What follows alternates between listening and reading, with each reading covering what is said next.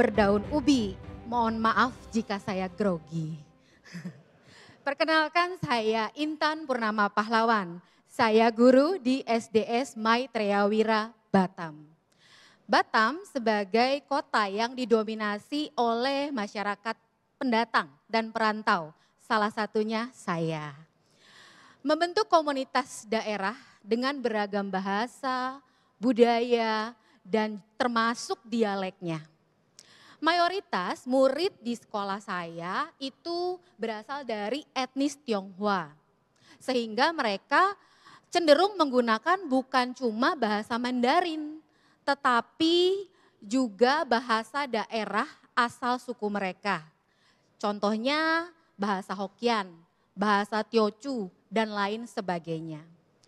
Kemampuan dasar seperti membaca, menulis, mendengar, dan berbicara dalam bahasa Indonesia itu sangat minim dan jarang digunakan. Bahkan beberapa murid hanya bisa salah satu bahasa saja. Ada yang bahasa Mandarin saja, ada yang bahasa Inggris saja. Jadi Bapak Ibu bisa terbayang ya, sulitnya kami berkomunikasi. SD adalah jenjang pendidikan formal pertama bagi anak-anak. Sebelum menerapkan kurikulum merdeka, kami sudah mengadopsi strategi khusus untuk mengevaluasi kemampuan dasar ini.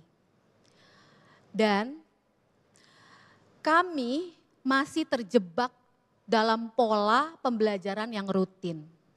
Materi, ujian kami berikan tanpa memperhatikan kebutuhan murid. Padahal tidak semua anak yang masuk ke SD menguasai kemampuan dasar ini. Inilah tantangan terbesar kami sebagai guru kelas 1.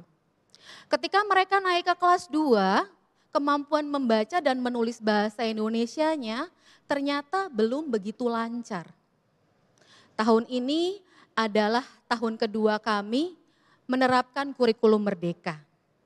Tahun sebelumnya kami di tahap mandiri belajar dan di tahun ini kami di tahap mandiri berbagi. Kami banyak belajar menggunakan platform Merdeka Mengajar. Kami mulai merancang materi dan perangkat pembelajaran yang lebih efektif. Kami juga menggunakan asesmen awal untuk mengetahui sejauh mana kemampuan dasar anak. Dan kami menyadari Bapak Ibu bahwa ternyata setiap anak itu unik dan kemampuan dasarnya tidaklah sama. Dan melalui kurikulum merdeka ini kami mengenal pembelajaran berdiferensiasi, yaitu pembelajaran yang mampu memenuhi kebutuhan belajar murid berdasarkan potensinya, minatnya, dan bakatnya masing-masing. Upaya strategi ini membuat kami berharap untuk membantu anak-anak meningkatkan kualitas dan keterampilan mereka dalam literasi dan berbahasa. Dan ini bisa kami lakukan pada saat kami menggunakan kurikulum merdeka.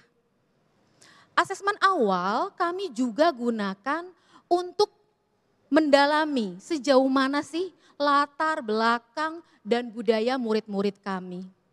Kami aktif berkolaborasi dengan orang tua karena menurut kami peran orang tua sangat penting dalam pendidikan dasar. Dengan kolaborasi bersama orang tua akan membantu anak untuk belajar, baik di rumah maupun di sekolah, belajar lebih terasa relevan dan menyenangkan. Kurikulum Merdeka membantu kami.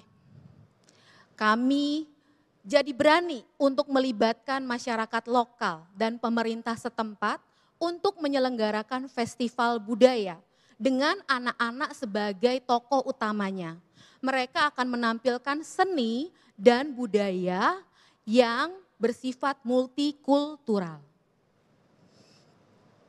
Anak-anak tidak hanya belajar literasi dan berbahasa, tapi mereka juga belajar konteks sejarah dan sosial budaya. Salah satu program unggulan di sekolah kami namanya Sari Tiba. Bukan nama orang ya Bapak Ibu, tapi 1 hari 3 bahasa. Jadi setiap hari mereka mengucapkan satu kosakata yang maknanya sama dalam bahasa Indonesia, bahasa Inggris, dan bahasa Mandarin. Contohnya, selamat pagi Bu, good morning Miss, Cao An Lao Sư. Dan kemudian mereka menuliskan kosakata tersebut di jurnal literasi.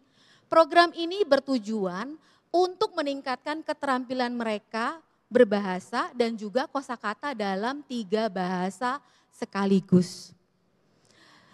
Melalui upaya penerapan strategi yang kolaboratif, efektif, dan inovatif ini, kami melihat kemajuan yang signifikan. Capaian kemampuan literasi di rapot pendidikan sekolah kami di tahun 2024 ini adalah 100% murid mencapai kompetensi minimum.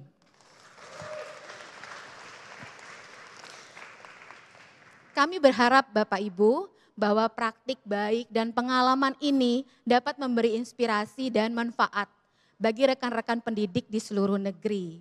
Kita tidak perlu ragu untuk menerapkan kurikulum merdeka karena kurikulum merdeka memiliki strategi penerapan kolaboratif yang efektif, menyenangkan, dan relevan. Dan kami percaya anak-anak sebagai generasi penerus akan mampu menghadapi tantangan dengan berani, percaya diri, dan bersemangat. Semoga contoh yang dibagikan ini dapat memotivasi pendidik di seluruh Indonesia. Terima kasih, thank you, 谢谢大家。